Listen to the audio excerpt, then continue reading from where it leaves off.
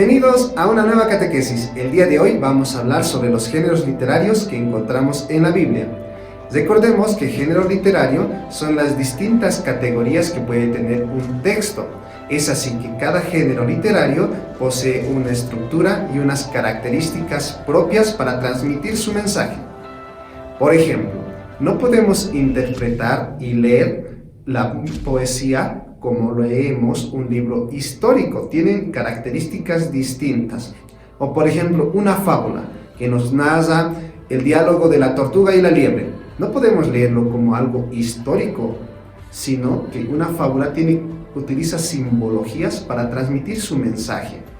Este tema, que parece tan sencillo, es fundamental en Biblia, porque la Biblia es una biblioteca de 73 libros, cada uno escrito por un autor y en una época distinta. Y cada texto también tiene su género literario, y tenemos que acercarnos a este texto sabiendo qué género literario tiene para interpretarlo de la mejor manera. Porque si no lo hacemos así, esto nos conduce a errores de interpretación muy importantes. Por ejemplo, en el relato de Adán y Eva no podemos leerlo como algo histórico. Este texto es más un género literario sapiencial que utiliza símbolos para expresar un mensaje. No está diciéndonos este texto cómo ha sido creado todo lo que existe, sino ante todo es buscar darnos a conocer que el Señor ha creado todo. No sabemos cómo, porque la fe, recordemos que está en diálogo con la ciencia, no sabemos cómo ha sido, pero sabemos que como haya sido, Dios lo ha guiado y que somos su imagen y semejanza.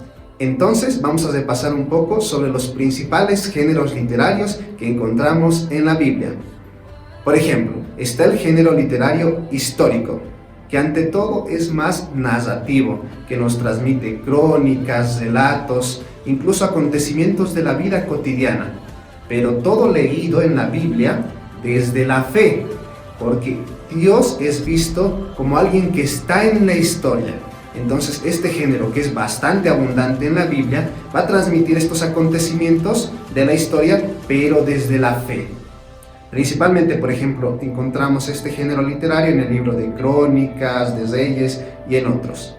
Luego encontramos el género literario legislativo, que es una colección de normas y leyes que regían el pueblo de Israel. Ante todo, este género literario intenta mostrar que la ley es una exigencia para cumplir con la alianza que el Señor ha dado. La ley ayuda a vivir esta alianza, ayuda a cumplirla.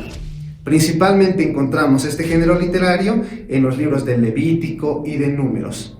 Luego viene el género literario profético, que son dichos y discursos de los profetas con el pueblo de Israel. Este género literario tiene muchos símbolos. Nos hablan de visiones, oráculos, dichos del profeta para intentar guiar al pueblo de Israel hacia Dios, ¿no? Vamos a encontrar principalmente este género literario en todos los libros proféticos, ¿no? Isaías, Ezequiel y etc. Luego tenemos el género literario sapiencial, que son narraciones que buscan hablar sobre la vida cotidiana para encontrar la felicidad. Giran en torno al tema de la sabiduría. Entonces en esto vamos a hallar, por ejemplo, refranes, proverbios, alegorías. Vas desde un lenguaje cotidiano y, como dijimos, para que las personas también puedan encontrar desde la experiencia de Dios, desde la sabiduría popular del pueblo de Israel, la felicidad. Vamos a encontrar este género literario en el libro de la sabiduría, por ejemplo, de los proverbios.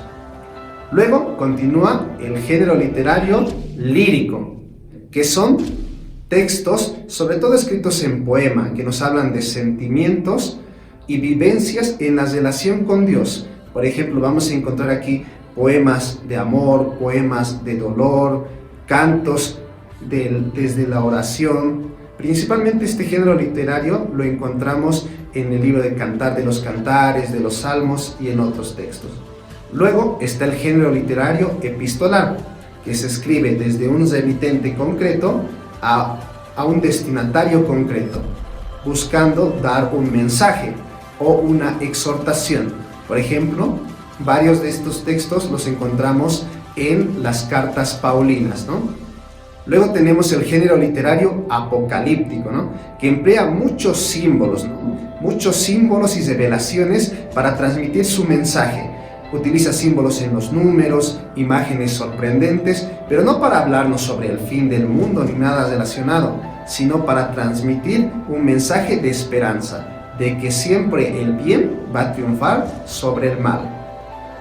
Ahora, recordemos que para interpretar bien las escrituras tenemos que tener en cuenta, como dijimos, el género literario. Aprender a no sacar de contexto un versículo bíblico, porque también la Biblia debe ser interpretada desde su totalidad. Son muchos libros, pero toda la Biblia busca dar un mensaje de salvación. Entonces el texto debe ser interpretado también desde el conjunto de libros, porque toda la Biblia también es un conjunto y tiene una unidad. Luego, siempre para interpretar la Biblia tenemos que pedir la ayuda del Espíritu Santo. Además, la Sagrada Escritura no se interpreta desde una persona individual y la interpretación que yo quiera darle a ese versículo, desde una interpretación personal. La revelación se ha dado a toda la humanidad en comunidad. Por tanto, también la Escritura debemos aprender a interpretarla como comunidad, y la comunidad que tenemos es la Iglesia. Para eso tenemos el magisterio de la Iglesia, la tradición. Y no debemos olvidarnos que la revelación de Dios es progresiva. Poco a poco hemos ido comprendiendo más y más a Dios. El Antiguo Testamento es una interpretación de la relación con Dios, pero llega a su plenitud esta revelación con Jesucristo. Por tanto, el Antiguo Testamento debe ser también interpretado y leído desde Jesucristo, desde este centro. Nos vemos en la siguiente catequesis.